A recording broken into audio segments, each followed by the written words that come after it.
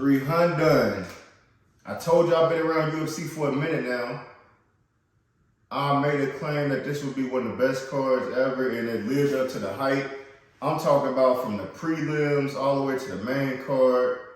Crazy work on the card. I want to start back. Just to say, like, it's a prediction, man. Out of 13 fights, I thought I was gonna get at least 10 of them motherfuckers right. I think I went like 6 for 13 because it was just a lot of upsets, and that's how it is in the UFC. But I want to start with the prelims first and just go over this card right quick. UFC 300 kicked off with Figueiredo versus Cody Garbrandt. I had Cody winning this one. I thought he was the bigger fighter and he'd be able to knock. I didn't really think he was gonna knock Figueiredo out, but that nigga got choked out. He got choked out in the second round. First round, they was going back to back. Like it was a solid fight, but you can tell that Cody was kind of like holding back from Figueiredo power. I don't know if he thought he was stronger than him or some shit, but he got choked the fuck out. Second fight on that card was Bobby Green, punk ass, versus my boy Jim Miller. I told y'all Jim Miller is one of my all-time favorite UFC fighters, one of the OGs. I thought he was gonna wrestle Bobby Green, but I don't even think he made a wrestling. He didn't even take like a takedown attempt. Bobby just pieced him up the whole fight. Jim had him in trouble a couple of times. He got some heavy hits on him, but Bobby ended up just beating him down for 3 rounds. So Bobby won that one. Next fight was Jessica Andrade versus Marina Rodriguez. I had Andrade winning that one. That one went to split decision for Andrade. I didn't think the fight was close at all, but old girl had range, so she was getting her jabs off pretty good on her. The main event on the early prelims was Jalen Turner versus Moicano. I had Jalen winning this one. Like I said, he's a big dude for this division, but my thing with him was I felt like he would tire out early, and that's exactly what he did. He just got beat the fuck up. He got knocked out in the second round. Moving on to the prelims, we had, kicking that card off, Diego Lopez versus Sadiq Youssef. I had Youssef winning this fight. This Lopez dude was pretty good, man. I ain't know. You can tell that he's a young dude, but I wasn't expecting to get rid of my boy in the first round. I think he caught him with 2 right-hand uppercuts, and on both of them, he sat him down on his ass, and like I said, just zapped him up a little bit. Second fight was Holly Holmes versus Kayla Harrison. I told y'all in the last episode, I said Harrison looked like she on that shit. She a big ass. She looked like she built like a dude, like she a stocky type of motherfucker. She built like Cyborg. And Holly Holmes couldn't keep up with her. She beat her up on her feet, slammed her a couple times because she's known as a wrestler. And she ended up choking her out, putting her to sleep. Next fight was Calvin Kattar versus Aljamain Sterling. I had Sterling winning this one. He won by unanimous decision. Looked pretty good to be going up in the weight. I said before that this was one of those fights that he needed to get back in the win column after losing his belt to Sean O'Malley. So it was good to see him get the win. He ain't come off on no cocky shit.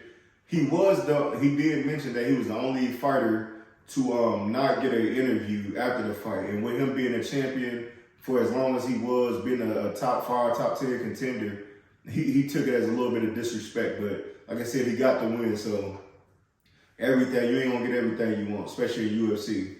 The main event for the prelims was Rakic versus Jiri Prochazka or something like that. I had Jiri winning this one. I'm not gonna lie, he was getting his ass whooped. To me, that first round, Rakic dude was whooping his ass on his feet. Like I'm talking about, had him wobbled a couple times. I want to say he had him bleeding early too. But that second round, Rakic came out with that same type of energy. Jiri just dug deep, man. He just started landing some shots.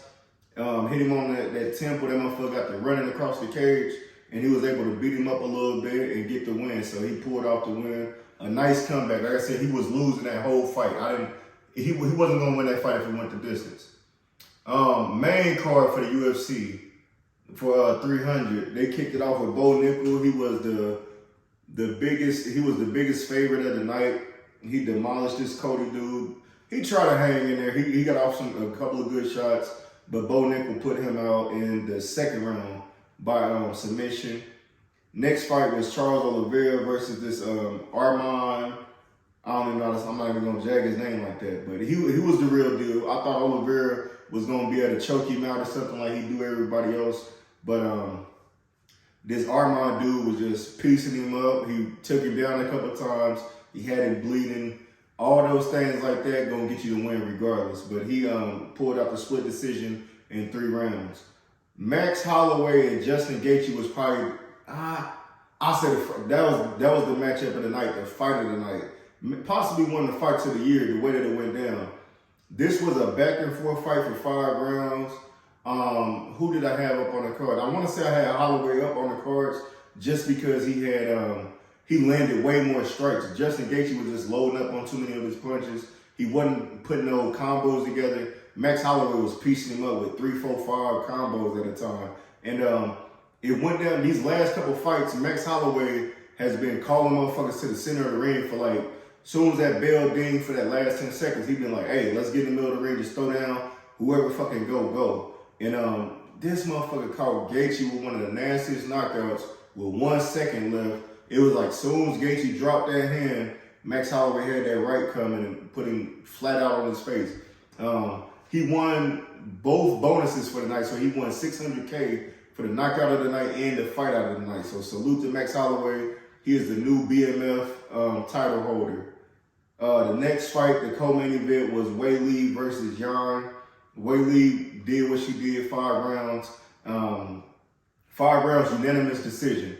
I don't think nobody could beat Weili. She didn't. I know she lost. I want to say she lost twice, but I can't see her losing back to back to the same person again. I want to say it's Alexa Grasso that beat her, and who was the other one? I can't remember the first person that actually beat her.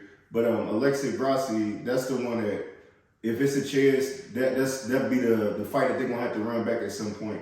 But outside of her, I don't think nobody messing with her in that women's division. Main event of the evening, craziest shit that you gonna see. Where do I start? I want to start with the walkout. Everybody knows the main event, of course, was Alex Pereira versus Pereira versus Jamal Hill. The background story on this was that Alex moved up to the division, light heavyweight, and he won the belt. Jamal Hill was the champ, but he had to relinquish because he, I want to say, he tore his ACL or Achilles or something like that. So he was sidelined for almost a year. Now, he's been coming to the events, calling motherfuckers out, saying he's the light heavyweight champ, he's going to get his belt back, blah, blah, blah. When it gets to the press conference, he comes up there with this, it's some type of, I can't name what the face is, but it was like on the chain, and he threw that motherfucker. In a way, it was like pretty much disrespect towards Alex Pereira. And like I said, he never was laughing at this shit or anything. He also got Alex Pereira's autograph and shit a couple days before. Something I'm like, man, this nigga, you coming off soft, like you just giving up, you tapping in already.